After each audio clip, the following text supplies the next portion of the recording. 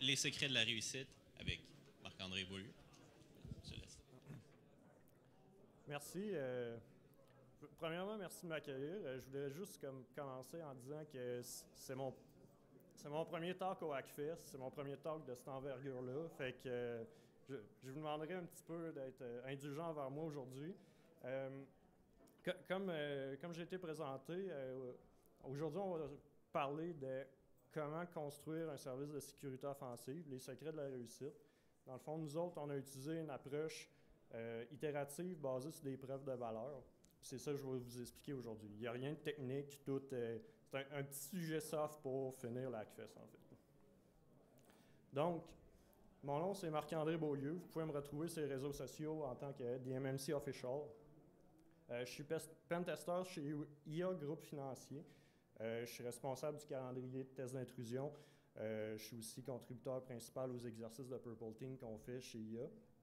Petit clin d'œil aussi, IA, on est sponsor du CTF Casual cette année, donc c'est une petite affaire qui est cool à savoir. J'ai aussi été sysadmin dans une ancienne vie, je gérais beaucoup des Linux, les backups, tout ce qui a rapport à ça. J'ai quelques certifications derrière la cravate, dont l'OSCP puis l'OSWP. Donc, avant de se lancer dans le sujet, juste un petit warning. Dans le fond, cette histoire-là que je vais vous conter, c'est l'histoire qu'on a vécue chez IA en tant que l'équipe de sécurité offensive. C'est basé sur de quoi de vrai. Ça se peut que ça ne s'applique pas à 100% selon votre contexte. Donc, si vous êtes une PME, vous n'êtes pas une entreprise de notre envergure, ça se peut qu'il y ait des choses différentes. Ou si vous voulez construire un autre service qui n'est pas de la sécurité offensive, ça se peut que ça ne s'applique pas à 100%, mais il devrait y avoir certains questionnements, certains trucs qui se ressemblent en fait. Aussi, les opinions discutées sont les miennes et celles de mon équipe, non pas celles de mon employeur. Donc, s'il y a des affaires un peu grey out ou borderline, ben, c'est ça. Rien n'est en lien avec IA, c'est vraiment plus notre équipe et moi-même. Donc, il était une fois 2-3 personnes qui étaient motivées à faire de la sécurité offensive, qui n'avaient pas nécessairement d'expérience en sécurité offensive.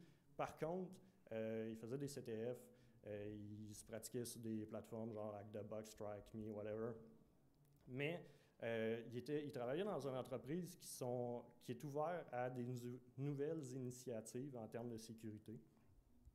Donc, ce qu'ils ont fait, c'est qu'ils ont voulu builder ça, puis c'est ça qu'on va parler aujourd'hui. Il faut aussi prendre pour acquis qu'il n'y avait pas de budget, parce que la manière que ça a été fait un petit peu on the side, puis vous allez comprendre pourquoi. Donc, j'ai séparé la présentation en 4 phases. Vous allez comprendre un petit peu pourquoi, mais c'est arbitraire, puis ça ne suit pas nécessairement la période du temps des événements qu'on a vécus. C'est juste que ça faisait plus de sens pour notre talk de faire ça comme ça, parce qu'il y a plein d'événements qui arrivent à gauche puis à droite, il y a plein de questionnements qui pop, puis ben, je ne pouvais pas vous présenter ça dans ce désordre-là, donc j'ai dû regrouper ça comme ça. Donc, la première phase, il faut planifier le tout.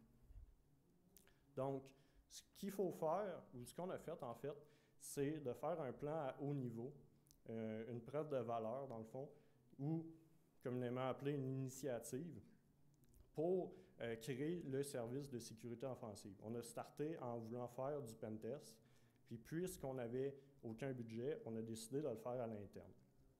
On s'est posé aussi plusieurs questions sur où c'est qu'on doit mettre notre environnement de test d'intrusion. Encore une fois, vu qu'il n'y avait pas de budget là-dessus, on n'avait pas une scène, on n'avait pas 40 millions de possibilités. Grosso modo, on avait soit emprunté un nouveau poste qu'on aurait flashé avec nos ISO, notre OS custom, peu importe, ou installer ça sur des machines virtuelles. À ce moment-ci, on avait décidé de le faire via des machines virtuelles pour plusieurs raisons, dont l'accès au réseau interne qui était plus facile de cette manière-là. On s'est posé aussi la question sur quel outil on pourrait utiliser ou quel outil on doit avoir pour faire nos tests d'intrusion. Tu sais, bien souvent, on va tester des applications web, on a besoin d'un proxy, peu importe. Il y en a dessus qu'on peut utiliser gratuitement vu qu'on fait juste une preuve de valeur, même si on est en entreprise, il y en existe des open source, des gratuits, c'est peut-être pas les meilleurs, mais on va commencer avec ça. Fait que je ne sais pas si on avait commencé avec Zap, je n'étais pas présent durant ce temps-là, mais on a débuté avec des outils dans ce genre-là qui étaient gratuits, qui permettaient de faire nos tests d'intrusion. On s'est basé aussi sur un framework. Pourquoi? Parce que un framework, c'est des gens qui sont plus intelligents que nous et ou qui l'ont déjà fait, qui l'ont déjà pensé. Donc, on s'est basé là-dessus, surtout pour l'exécution des tests d'intrusion.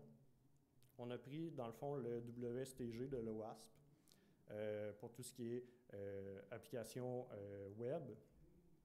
Mais il y en existe plein d'autres pour tout structurer le service de test d'intrusion. Mais bref, c'est sur lui qu'on a basé beaucoup le cœur du service de pentest. Ensuite de ça, étonnamment peut-être, on n'a pas été voir notre gestion directement. On est allé demander à un propriétaire d'actifs, un propriétaire d'application web, puis on a essayé de le convaincre de dire « Hey, on aimerait ça faire un test d'intrusion sur ton actif, on aimerait ça justement tester s'il n'y a pas des vulnérabilités dans tes applications. » Puis pourquoi qu'on fait ça? Bien, encore une fois, c'est pour avoir une certaine éthique, parce que si on n'a pas la permission, bien, on ne fera pas de test. Il faut être quand même blanc dans tout ça. On ne veut pas se ramasser en prison, etc. Donc, on a essayé de le convaincre, puis on a essayé aussi de le rassurer. Des façons de rassurer ces personnes-là, ça peut être de dire que hey, on ne fait pas de tests en production, on va faire ça des tests dans un stage un petit peu en dessous, donc en acceptation, etc. Puis, avec ça, on a été capable de convaincre ce monde-là qu'il y avait un certain budget ou des certaines ressources pour nous aider là-dedans. Donc, on a été capable d'avoir du temps, même enfin, sur notre temps libre, on a été capable de faire notre test là-dessus, puis que tout soit correct, on bille à la bonne place, etc. Ensuite de ça, le but, ça a été de convaincre la gestion. Puis pourquoi qu'on le fait par la suite? C'est parce qu'on veut arriver avec tous les faits accomplis après le début de l'initiative ou après la preuve de valeur. Donc, c'est plus facile de demander pardon si on fait de quoi de pas correct que de demander la permission, parce qu'en demandant la permission, bien, on va peut-être s'ostiner sur pourquoi tu veux faire ça, puis on perd notre temps, etc. Tandis que si tu arrives avec des preuves de valeur, puis t'es fait de ton initiative, puis tu es capable de convaincre avec ces faits-là, bien, tu es capable de... ça passe un petit peu plus facilement, en fait. Puis, dernière étape, on fait la preuve de valeur qu'on voulait faire. Ensuite de ça, on regarde les outcomes. Donc, après notre premier test d'intrusion, on regarde qu'est-ce qui a bien été, qu'est-ce qui n'a pas bien été. Puis, on essaie de s'assurer qu'il y ait d'autres personnes qui ont de l'intérêt pour ce service-là. Fait qu'on va juste regarder, grosso modo, vite, avec le propriétaire d'actifs, as-tu aimé ça? As-tu d'autres personnes, tu penses, qui pourraient bénéficier de ce service-là? Si oui, tant mieux. On n'a pas besoin de faire plus à ce moment-ci. On a juste besoin de savoir que le service pourrait survivre dans le temps. Donc, on va aussi regarder les avantages et inconvénients de ce qu'on vient de faire. Donc, un des gros inconvénients qu'on a réalisé, c'est faire des rapports manuels dans Word. Bien, on ne fait plus jamais ça. Pourquoi on ne fait plus jamais ça? C'est parce qu'il y a plusieurs raisons. Tu sais, tu as des bugs d'affichage, c'est vraiment long à faire, puis tu ne peux pas réutiliser nécessairement ce que tu as fait d'un rapport à l'autre.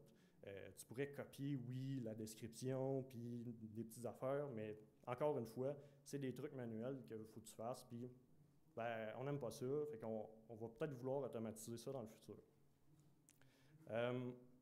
On doit aussi se demander, pour commencer à débuter à structurer un petit peu le service, c'est quoi les intrants puis les extrants d'un test d'intrusion. Donc, c'est quoi qu'on a besoin pour faire notre test d'intrusion? On a-tu besoin de credential, on a besoin d'un code source, on a besoin potentiellement aussi d'une cible. Après ça, on va tout mettre ça dans un plan de test ou un statement of work qui va décrire qu'est-ce qu'on va faire durant la plage de test qui a été définie. On fait un rapport qu'on va remettre à le propriétaire d'actifs ou à l'équipe de développement. À ce moment-ci, dans notre histoire, on ne faisait pas de suivi de vulnérabilité pour plusieurs raisons, mais aussi parce que on voulait vraiment créer un service de sécurité offensive, faire des pen tests et non pas faire de la gestion des vulnérabilités. On laissait ça, on faisait confiance, bref, à l'équipe de développement. Après ça, là, c'est le temps de demander à la gestion, une fois qu'on a toutes nos preuves, qu'on a tous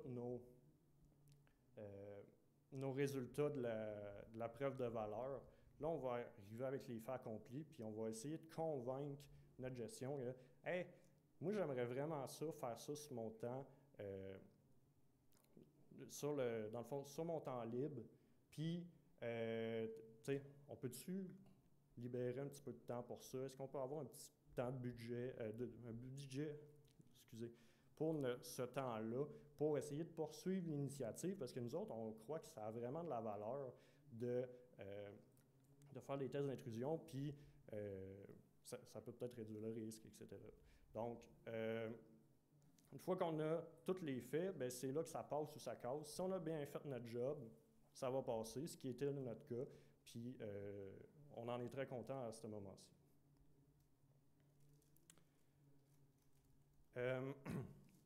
Après ça, dans le fond, une fois qu'on a le go, il faut vraiment réussir à faire connaître le service puis à s'équiper pour être capable de faire plus de tests d'intrusion. Donc, première étape, on va vouloir créer un engouement. Comment on a fait ça? Nous autres, on a fait ce qu'on appelle un roadshow. Donc, on est allé voir les différents services, les différentes équipes qui pourraient bénéficier de notre nouveau service de test d'intrusion. Puis on leur a demandé, « Hey, regarde, nous autres, on a fait ce test-là avec telle équipe. Regarde les résultats, nous autres, on pense que ça a de la valeur. Aimerais-tu ça, bénéficier de ce nouveau service-là, toi aussi? » Ce qui va faire en sorte qu'on va recevoir des demandes qu'on va appeler pour ce talk-ci des demandes ad hoc. Dans le fond, c'est quoi ça? C'est des demandes qui proviennent de d'autres équipes que la nôtre, des équipes soit de développement ou etc., via un service de billetterie de l'entreprise. Donc, une fois qu'on a le billet, on peut débuter à prendre contact avec ces gens-là, puis potentiellement faire le test d'intrusion. Ensuite de ça, on a décidé de développer un outil de génération de rapports pour plusieurs raisons. Premièrement, on n'avait pas de budget pour en acheter un. Deuxièmement, on avait les skills pour le faire. Puis, on se disait que ça allait pouvoir répondre à 100% de nos besoins.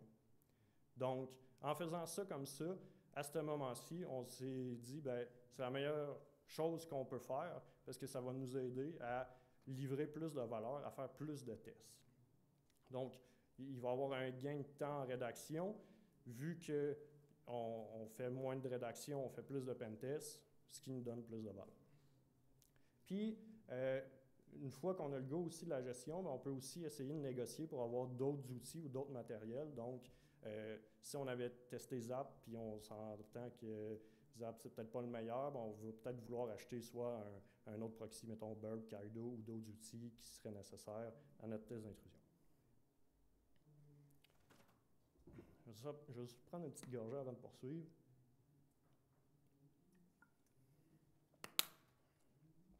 Donc, la deuxième étape, c'est de faire plus puis de faire mieux. Puis pourquoi il faut faire plus puis mieux? C'est parce que ce qu'on faisait dans la première phase, c'est loin d'être parfait.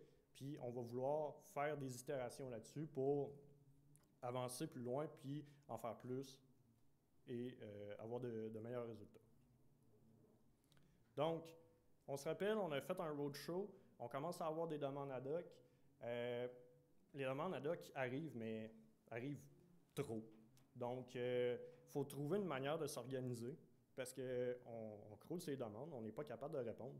On est 2, 3, 4 personnes à faire des pentests, mais on n'est pas capable de toutes les faire. On ne sait pas où c'est qu'un pentest est rendu dans le processus. Donc, ce qu'on va faire, c'est on va faire des guidelines, puis on va essayer de s'organiser pour unifier les décisions, les étapes, puis le process, afin de faire de quoi de répétable, puis de quoi d'uniforme entre tous les membres de l'équipe. Donc, grosso modo, on fait une machine à saucisses, on met en place notre process, puis dans le fond, on va aussi utiliser un outil au suivi de pentest pour savoir quel pentest est rendu où. Est-ce qu'il a été pris en charge? Est-ce qu'il n'est pas pris en charge? Est-ce qu'on a aussi, à la limite, quelqu'un dans l'équipe qui n'a pas de pentest cette semaine qui pourra en prendre un, etc. Fait que pour faire ça, on va utiliser un outil qui s'appelle un Kanban. Puis, ça va venir une de nos sources de données qu'on va parler un petit peu plus tard. Pour essayer de nous déloader aussi, on a commencé à regarder pour utiliser un service, un fournisseur externe. Parce que, tu sais, on va s'entendre, si on a trop de pentests à l'interne, on est peut-être capable de d'en envoyer à l'extérieur pour nous déloader. On a fait une petite erreur à ce moment-ci. Dans le fond, on a pris 2 fournisseurs en pensant d'avoir une redondance, puis de créer une petite compétition entre les fournisseurs. Mais ça a comme juste mal viré parce qu'on n'avait pas assez de pentests à leur envoyer. On n'était pas capable de les gérer, nous autres, à l'interne, pour être capable de leur fournir assez de jobs. Donc, c'est un peu mort dans l'œuf à ce moment-ci. Donc, si vous voulez utiliser un fournisseur externe, puis vous débutez, peut-être pas nécessaire d'en prendre 2 à ce moment-ci. Ensuite de ça, ben, on a beaucoup de demandes. Une façon de réduire ça, ben, c'est de s'assurer de tester les bons actifs. Comment on va faire ça? On va définir des critères à haut niveau qu'on va pouvoir valider dans la première rencontre avec les équipes de développement. Donc, des critères faciles à définir, ben, c'est l'exposition de l'actif. Est-ce que l'actif est disponible sur Internet? Si oui, ben, il est peut-être plus important à tester qu'un actif qui ne l'est pas. Ensuite de ça, on a aussi regardé pour tout ce qui est requis réglementaire et contractuel. Donc, encore une fois, si cet actif-là nécessite d'être pentesté soit à chaque année ou à un intervalle XY, ben, on n'a comme pas le choix de le faire, puis il faut le prioriser. Ensuite de ça, ben, avec les demandes ad hoc qu'on reçoit, on se crée un petit inventaire custom sur le side, puis on base nos critères, avec les critères de priorisation, on met ça par-dessus, puis ça nous donne une micro-liste de priorités très, très, très primitive, mais qui va nous permettre de dire ce pentest-ci est plus important à faire que ce pentest-ci. Donc, si les 2 doivent être exécutés en même temps, on va en prioriser un des 2, puis l'autre, on va soit le décaler, l'annuler, etc. Puis, avec notre liste de priorités puis des KPI qu'on va parler juste après, on va être capable de se faire un micro-calendrier pour être capable de distribuer nos tests d'intrusion sur l'année ou sur une période de temps XY. Donc, parlant de KPI, dans le fond, il faut être capable de calculer la capacité de l'équipe. Combien, qu'à notre gang, on est capable de faire de pentests si on s'y met tout en même temps. Ça peut diverger d'une équipe à l'autre, ça peut diverger d'un membre à l'autre, mais il faut être capable de traquer ça, des indicateurs de performance clés, puis c'est vraiment pour le suivi de l'équipe, puis ça va nous aider à savoir combien de tests qu'on fait par membre, le nombre de tests ad hoc qu'on fait dans une année, le nombre d'annulations, puis leur raison. Pourquoi qu'on fait tout ça? Bien, grosso modo, surtout pour les annulations, c'est pour raison de conformité. Donc, si on se fait challenger, on va avoir le data, mais c'est aussi pour savoir, nous, notre capacité, c'est quoi, puis comment on peut faire de tests d'intrusion dans un an. Puisque ça change avec le temps, on a décidé de tout mettre ça dans Power BI. C'est une belle façon de traquer nos stats, nos suivis. Puis, probablement que c'est déjà utilisé dans votre entreprise parce que si vous êtes comme une grosse majorité des entreprises au Québec, on est tous sur Microsoft, donc Power BI est probablement déjà disponible chez vous.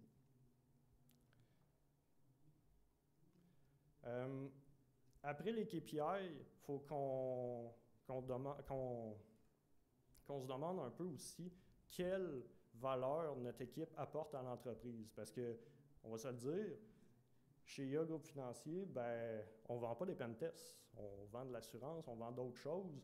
Donc, c'est pourquoi qu'on devrait continuer à faire des pentests à l'interne? Y a-t-il une raison là-dessus?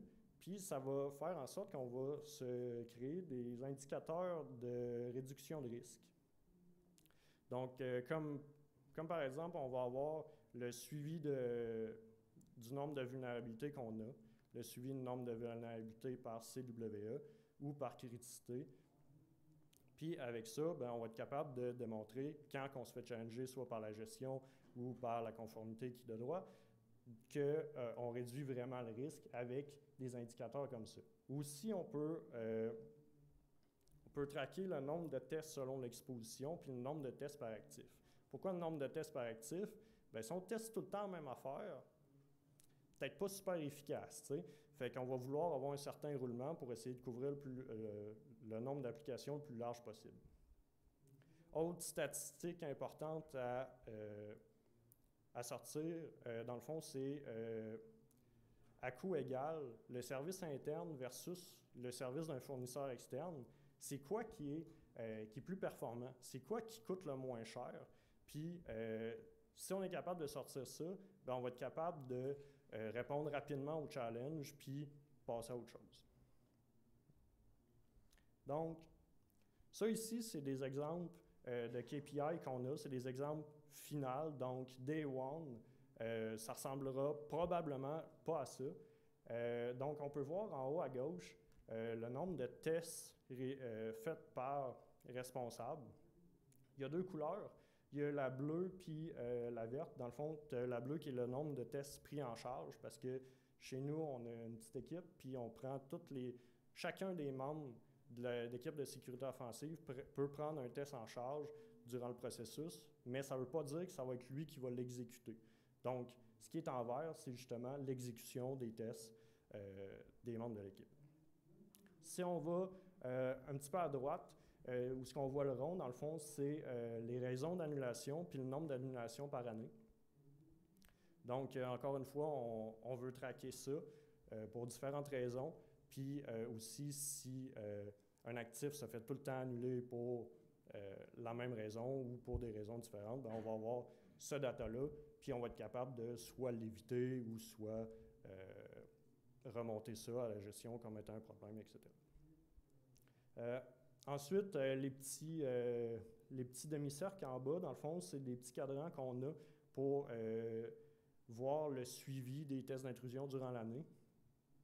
Donc, le plus important, selon moi, c'est le premier à gauche qui nous dit que, on s'est donné une target cette année, mettons, de 50 pentests. On est rendu à 42. Excusez. Dépendamment de où est-ce qu'on est dans l'année, on est-tu on target ou on est complètement à tout côté de la traque? Est-ce que c'est grave, etc.? Fait que, on se fait des petites stats comme ça. Puis, comme vous pouvez voir, on ne fait pas juste des pentests, mais ça, on en parle un petit peu plus tard. Aussi, un exemple de liste de priorités, ça, c'est la liste de priorités qu'on a aujourd'hui. Dans le fond, il y a beaucoup plus de critères que ce que je vous ai parlé à ce moment-ci. On en reparle un petit peu plus tard, mais dans le fond, c'est des calculs faits avec nos multiples sources de données, dont plusieurs sources d'inventaire, etc., puis qui nous donnent une liste de priorités comme ça. Après ça, ce qu'on peut faire, c'est qu'on va pouvoir créer un calendrier. Donc, on va pouvoir dire, nous autres, on a une capacité, je ne sais pas, de 20 tests qu'on veut faire, puis on se garde de la place, mettons, pour une trentaine de tests qu'on va recevoir au courant de l'année, donc des tests ad hoc. Fait qu'on va prendre, mettons, les 20 premiers actifs qu'on voit dans cette liste-là, puis on va créer un calendrier. Parlant du calendrier, ça, c'est le calendrier qu'on a à ce moment-ci. Vous pouvez voir, dans le fond, à gauche, c'est un calendrier comme normal, mais il y a des petites couleurs. Puis ces couleurs-là, dans le fond, c'est que plus c'est foncé, plus qu'il y a de tests en même temps. Donc, vu qu'on est une petite équipe, si je ne me trompe pas, le bleu pâle, c'est un test. Le bleu un petit peu foncé, c'est 2. Puis le bleu très, très, très foncé, ben, c'est 3 tests d'intrusion en même temps. Aussi, ben, on n'a pas que des tests d'intrusion dans ce calendrier-là, mais dans le fond, c'est tous les exercices de notre équipe qu'on met là-dedans. On peut aussi le partager aux différentes équipes de développement puis aux équipes de sécurité. Comme ça, tout le monde sait quand il y a un exercice, quand il y a un test d'intrusion qui est fait chez nous.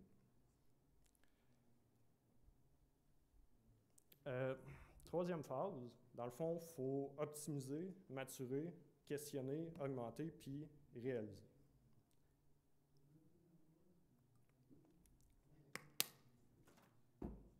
Donc, première chose, il faut toujours se questionner. Puisqu'on on est en mode itératif, dans le fond, il faut se demander, est-ce que les décisions qui ont été prises dans le passé, est-ce que les décisions qui ont été prises hier sont encore les bonnes? Si oui, tant mieux, sinon, il faut rectifier. Est-ce qu'on met notre temps aux bonnes places? Dans le fond, un exemple, je vous ai parlé d'outils de génération de rapports. Vu qu'on est une petite équipe de tests d'intrusion, on a décidé que on était mieux de faire des tests d'intrusion que de mettre de l'argent dans développer cet outil-là. Fait qu'on a fini par l'abandonner puis juste acheter une solution qui le faisait déjà.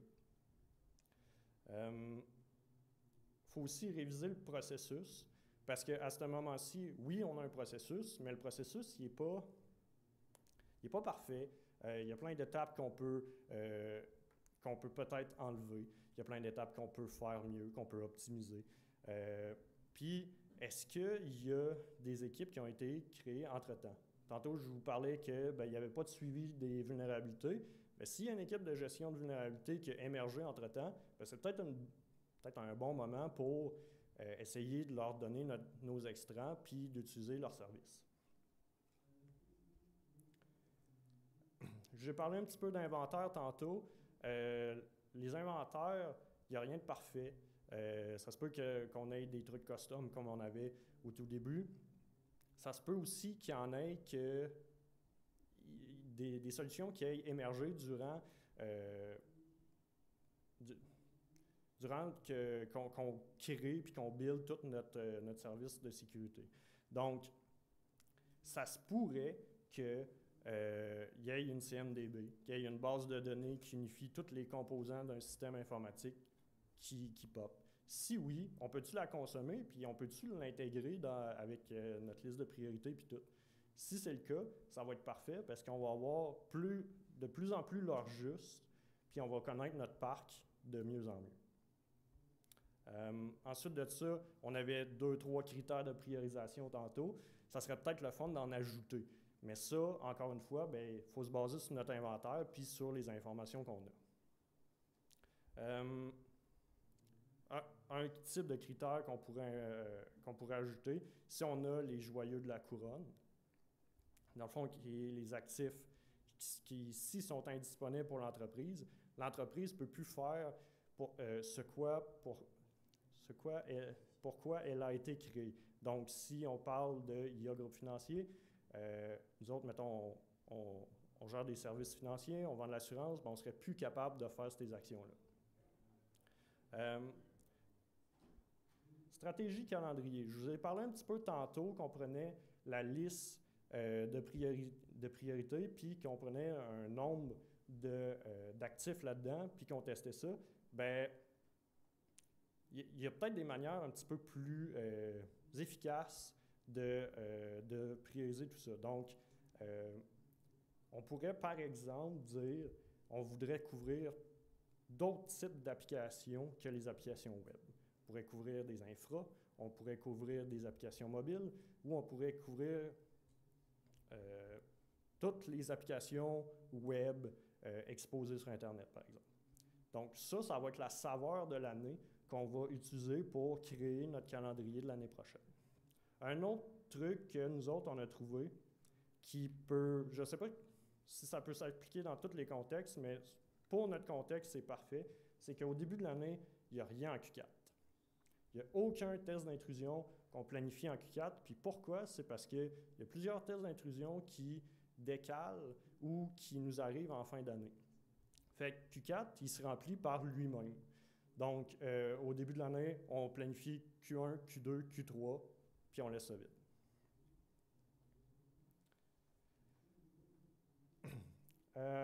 Aussi, je vous ai conté toute l'histoire, mais entre-temps, l'équipe a changé. Il y a eu des nouveaux, il y a eu des départs, etc. Donc, il faut se demander quel type de profil on recherche pour les nouveaux. Comment qu'on les forme? Est-ce qu'on fait des tests, par exemple, en binôme? Donc, on pourrait faire un test d'intrusion, puis normalement, bien, si on met rien qu'un pentester, mais on pourrait mettre un pentester junior avec un pentester un petit peu plus senior, si on veut. Il y a aussi des choses qu'on m'a faites durant mon arrivée, c'est que je commence, on fait nos tests en binôme, on arrive au moment de la présentation, ça fait déjà quelques tests d'intrusion que je fais. Puis, ben, la personne avec qui je fais le test d'intrusion me dit « Hey, je vais arriver en retard. » Fait que là, j'ai été pogné pour faire la présentation de rapport seul, ce qui est en fait une bonne chose parce qu'aujourd'hui, je peux vous présenter ça, mais ben, j'étais plus ou moins à l'aise, pour être franc avec vous, de la faire à ce moment-là. Mais tu sais, ça m'a poussé à me dépasser. Fait que j'y en veux pas à cette personne-là. Ensuite de ça, il faut aussi créer un plan de formation pour l'équipe entière. Donc, tu sais, on parlait tantôt de quel profil on recherche. On va peut-être aussi checker quel type de certification les nouveaux devraient avoir ou quel type de background devraient avoir. Mais aussi, on veut s'assurer que les plus seniors dans l'équipe puissent évoluer et apprendre et faire mieux. Donc, on va peut-être se donner des petits spots de certification. Là. Hey, nous autres, on veut absolument que tout le monde, mettons, hey, OSCP classique. Mais après ça, y a-t-il d'autres choses, etc. Pourquoi qu'on fait ça? Je l'ai dit un peu, connaissance, mais aussi audit externe. Dans le fond, si on se fait auditer, on veut être capable de dire, ben, on est certifié, on est apte à faire des tests d'intrusion, on n'est pas n'importe qui. Puis, dernière étape, on réalise que ben, le pentest, c'est bien beau, mais ça ne fait pas tout. Donc, on est capable de tester une grosse partie de la technologie, mais on ne teste pas les people, puis on ne teste pas le process. Puis ça, ben, c'est des choses qu'il va falloir qu'on fasse évoluer dans le futur. Juste prendre une petite dernière gorgée.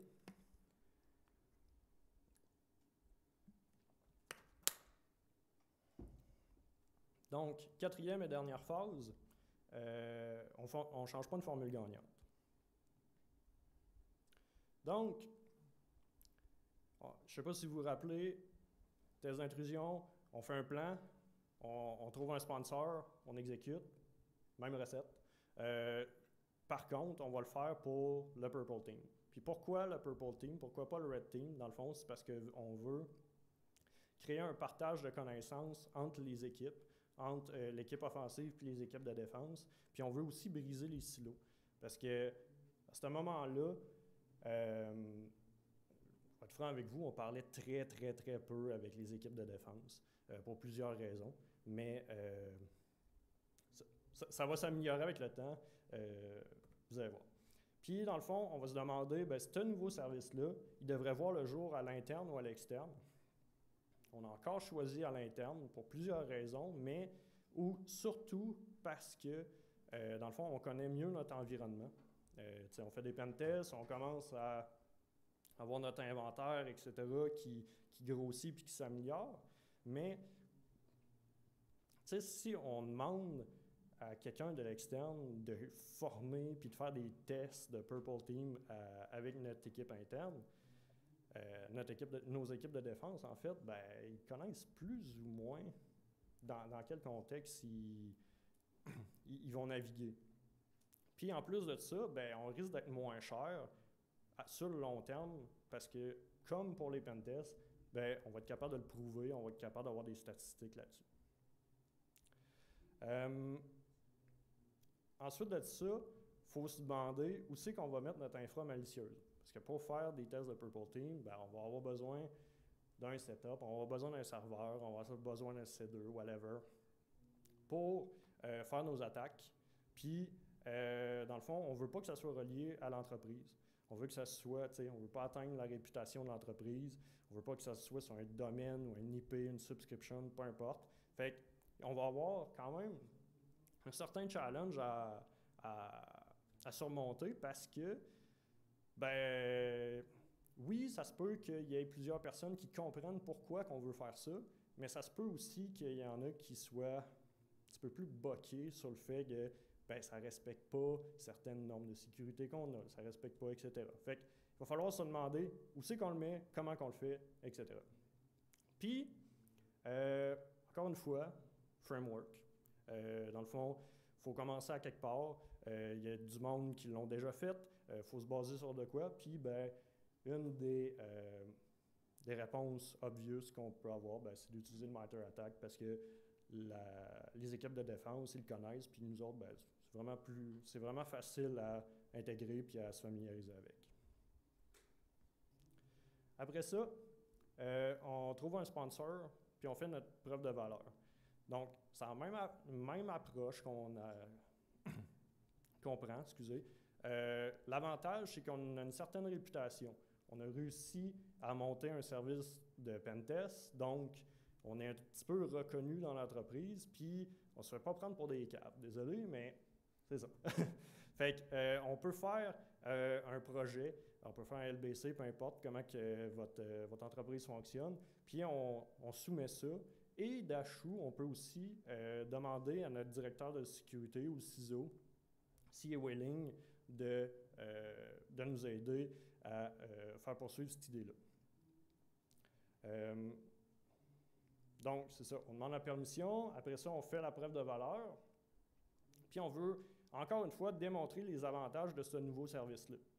Fait qu'on veut s'assurer que ce service-là puisse perdurer dans le temps. Fait qu'on va encore faire la même chose, puis on va noter les points améliorés. Là, je vous ai dit tantôt qu'on ne faisait plus de rapport dans Word. On a fait une petite erreur. On l'a encore fait. Puis, on l'a fait, mais on l'a fait. Le premier rapport de Purple, en fait, on l'a fait dans Word. C'était correct-ish, mais on s'est ramassé avec un rapport de 70 pages. Il n'y a personne dans l'entreprise qui va lire un rapport de 70 pages quand ça les touche plus ou moins. Fait que, regarde, c'est une erreur. Refaites pas ça, mais on s'améliore. Fait qu'aujourd'hui, on les fait différemment. Donc, encore une fois, évolution, il n'y a rien de parfait. On a juste besoin de les faire évoluer. On ne cherche pas à avoir la vérité day one. Puis, on a quelques solutions ou propositions à proposer pour faire en sorte que notre service aille mieux. Donc, type de proposition qu'on est en train de regarder, c'est de faire des tests en mode asynchrone. Pour l'instant, ce qu'on fait, c'est qu'on fait des tests, on book, par exemple, une semaine avec la Blue Team, on exécute nos tests, puis on les guide à rechercher les traces. Par contre, ben, on va vouloir de plus en plus faire des tests en mode asynchrone, donc les tests vont déjà être faits, puis on va soit les guider pour qu'ils recherchent les traces et d'Achou commencer à les rendre de plus en plus autonomes, puis on va juste se retrouver à la fin de ça pour discuter, puis en tirer des conclusions. Est-ce qu'on a besoin d'outils aussi supplémentaires? Tu sais, tantôt, je parlais de C2. On a-t-il besoin d'en acheter un? On a-t-il besoin d'un outil de génération de rapports? Est-ce que celui qu'on a acheté le fait? Peut-être, peut-être pas. Pour notre cas, on est chanceux, ça le fait, puis on va pouvoir continuer comme ça. Puis, ben, une fois que le purple est en place et rodé, puis qu'on trouve que ça fait quand même du sens, on va vouloir tranquillement introduire les concepts de red teaming qu'on va vouloir soit faire à l'interne ou utiliser le service externe pour peut-être le premier. Donc, c'est là qu'on est rendu. Parce que, dans le fond, on veut aussi tester le people puis le process, que le purple, ben, tester le people, c'est plus ou moins faisable dans notre cas, vu qu'on fait des tests asynchrones, etc. Petit recap. Donc, ben, juste avant de conclure, j'aimerais remercier mes collègues, mes anciens collègues, qui ont permis que je vous raconte cette histoire-là, puis les gestionnaires, anciens gestionnaires. La AccuFest de me recevoir. Comme j'ai dit, c'est mon premier talk, donc c'est un test. Puis, c'est ça. Donc, petite conclusion, c'est mieux de faire quelque chose que de ne rien faire, parce que si on ne le fait pas, il n'y a personne qui va le faire. Il faut garder ça simple, parce que, comme je vous dis, nous autres, on a fait ça en mode itératif. Ça ne sert à rien d'affronter les challenges qui vont se pointer dans 6 mois.